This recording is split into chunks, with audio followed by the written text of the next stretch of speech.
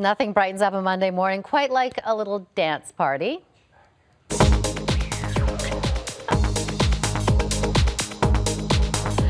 Yeah, that was back in the day when Jay Onrait and Dan O'Toole were a short walk down the hall from our studios. Both have since left the country for a gig in the U.S. Now Jay is back on Canadian soil, well, at least for a day anyway. He's got a brand new book out. Number 2 is the name. It's his collection of short stories from a tall man.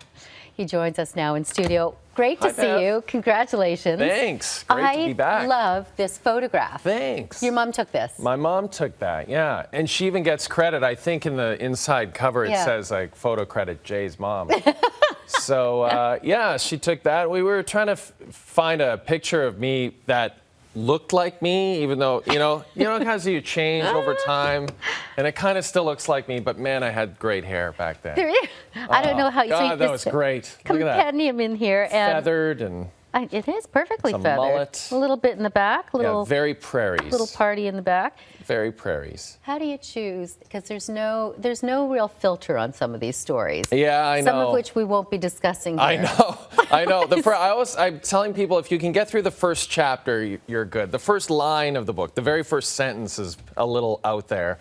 My parents are actually leaving now to go to Palm Springs where they spend the winter, and I think it's probably a good thing, so they just don't have to deal with all the fallout, because they're all over this book. So does your mom know about the picture on the back cover? Yes, yeah, she knows about that, where I'm sitting on a toilet reading my first book, which is the only place to read my books. Yeah, Bev, my books are great toilet books. Like, everybody needs a book in the toilet or two, and I wrote it deliberately with short chapters so that, you know, if you're in the toilet for a few minutes and you just want a couple of chapters to get you through those times where you're on the toilet, this book, number 2, is exactly the book for it. For this. Okay, here's the story you can tell. I love this story. Jay-Z sitting at his table.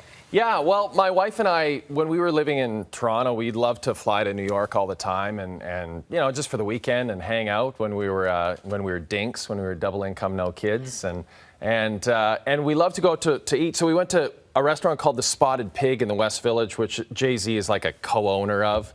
And very cool. Very cool, whatever. And we were joking as we were walking in. We were like, wouldn't it be cool if Jay-Z was here tonight? And of course, you know, he's not going to be here. So they give us the best table in the restaurant, which right off the top, you're like, why are you giving the best table to these Canadian tourists? You know, it makes no sense. It's great. And the waiter was so kind to us and gracious, and the food was great. And then all of a sudden, the waiter starts to get really frantic and says, when are you guys leaving? And we're like, what happened to the nice waiter? What happened to the nice waiter? Why is the bad waiter coming in? And I look up, and standing right in front of me is like a 6-foot-tall, skinny, black guy with a beautiful, crisp white T-shirt and rosary beads and a Yankee cap. And it's Jay-Z, and he's looking at me like, why are you sitting at my table? And so the rest of the story kind of goes on from there, how we ended up reconciling that whole situation. But you did have to move.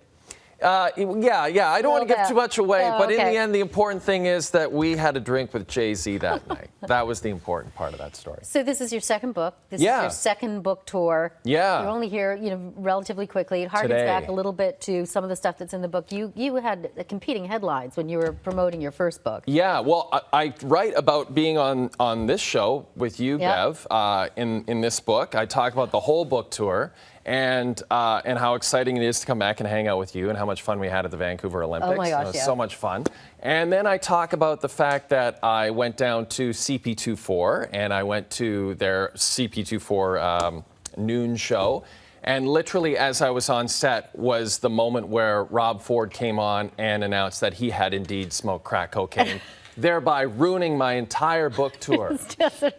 Ruined it instantly. You know what? Really quickly, because since the last time we saw, you have a brand new addition in your family. Yes, we do. We wanted to give you something to take away from that brand new addition. So that's for you. Oh, thank you, Bev.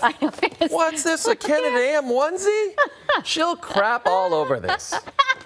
And then that'll be the next story in your book. Oh, that's so sweet. Thank you. Oh, Canada AM. Swag. This is so sweet. Canadian be the broadcasting is only thriving. Oh, there's the little See? munchkin there. You gotta have a onesie. This is adorable. There you go. Thank you, Bev. Great I to really see you. appreciate this. Congratulations on number 2. Number 2. Okay. Thanks, Bev. You can find number 2 on our iBooks page. Head to itunes.com/CanadaAM.